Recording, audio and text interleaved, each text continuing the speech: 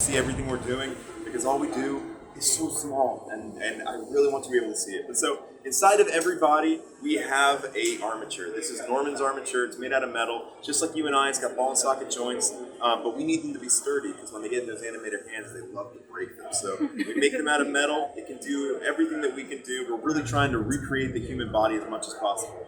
But this right here is a Norman armature. Guys, I didn't mean to start without you. Sorry, I didn't see you.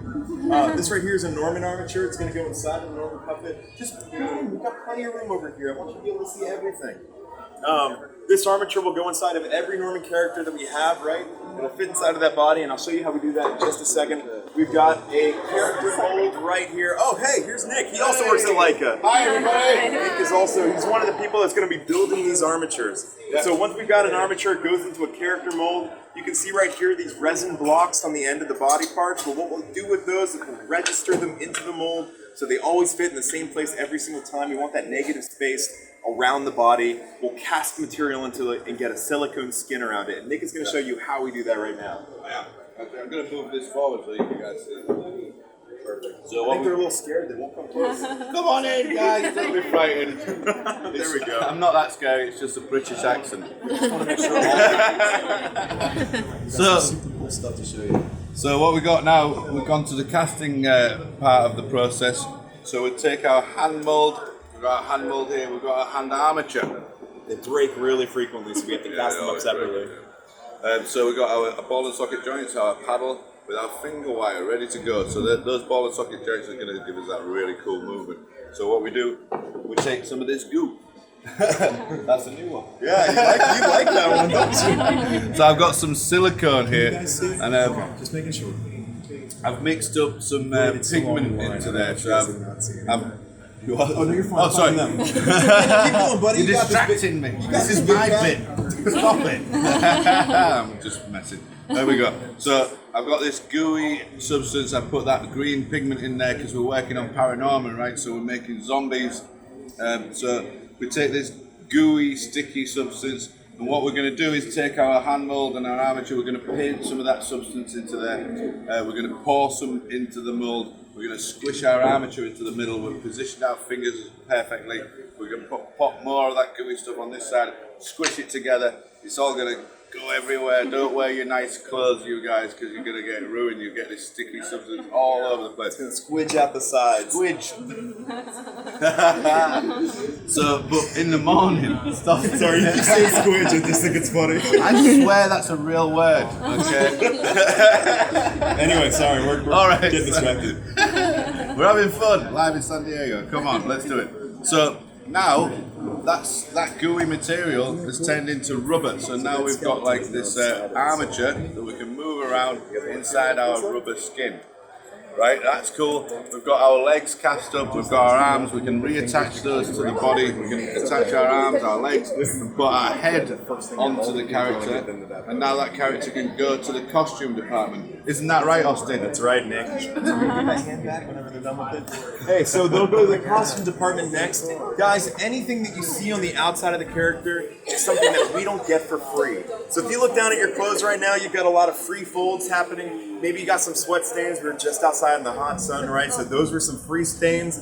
Maybe you were at lunch and you got some free pizza stains. Well, all of those things happen naturally. But if we want those natural things on our puppets, we have to engineer and plan them into them. So every fold is something we've considered and we've planned, we've engineered and understructured to make sure that it's going to hold all the time. What I mean to say is, like, Norman over here, we didn't make just one of him, right? We made 28 different Normans. 28. They're all going to be on different sets, all animating at the same time, and so they need to be exactly the same. So Norman has, like, a great example of this is Norman has a t-shirt, right?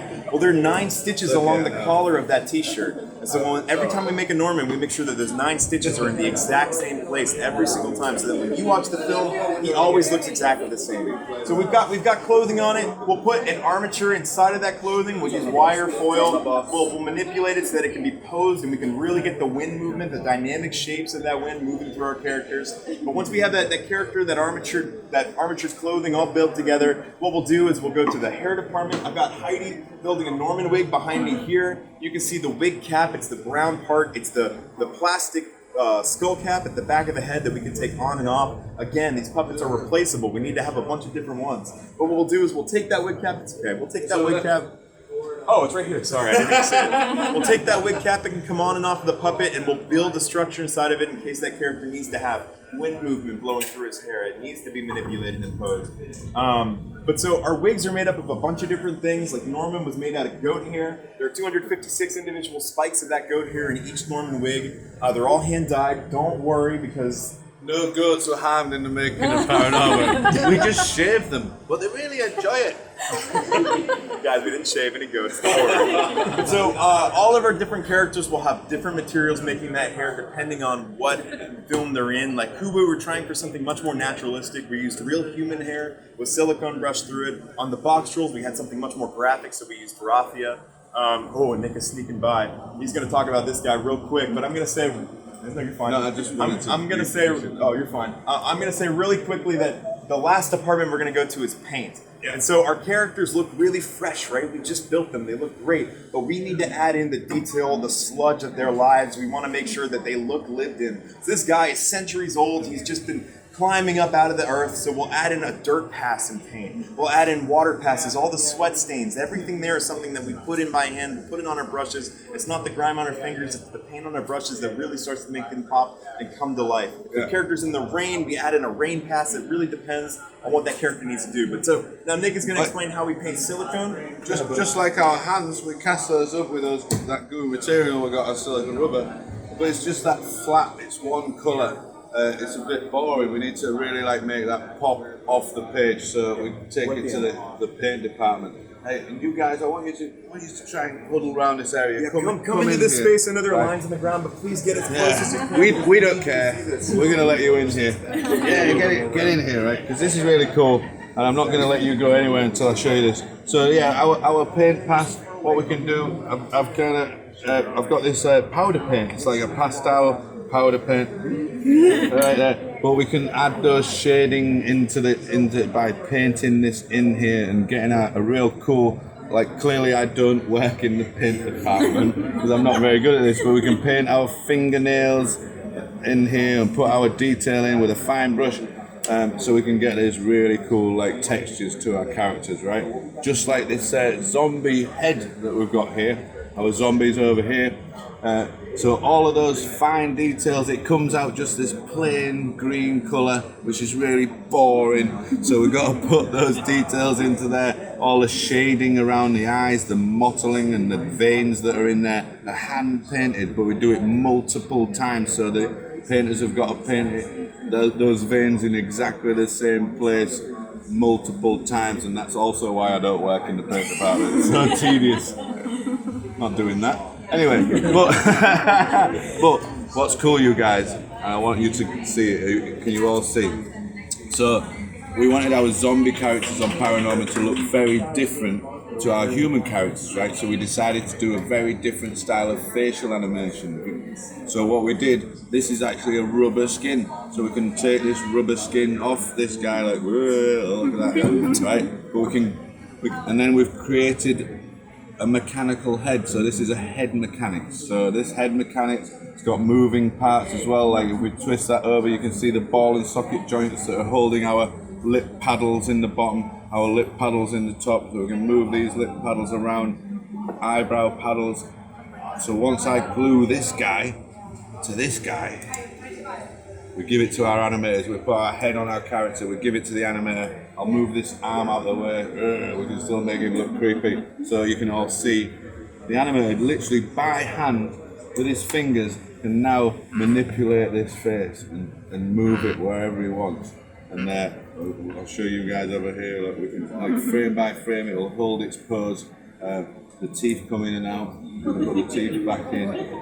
Right. So, and also he's a zombie, so let's grab him by the top lip and we'll go. We're gonna really get some really cool. We can really play around. This lent itself really well to the zombie characters because we had fun with those facial expressions, getting all those movements out of the character. So that's what That's what we do in the making puppets, right? But what's going to happen, you guys? You're going to go around the corner. You're going to meet one of our top animators who's come down to show you how to bring these characters to life. And he's going to show you a different style of facial animation. But once we've spent months and months and years creating these cool characters, right? We give them to the animators. And guess what happens? They break them straight away. So fingers can break, all sorts of different moving parts can break, but it's okay, you guys, because me and Austen work in the puppet hospital. So they come here, we fix them, or sometimes we go and visit them on their set to replace hands and different parts. So how about that, you guys? Was that okay? That's awesome. All right. Yeah! Pow, pow, pow! Everybody watch and break some puppets.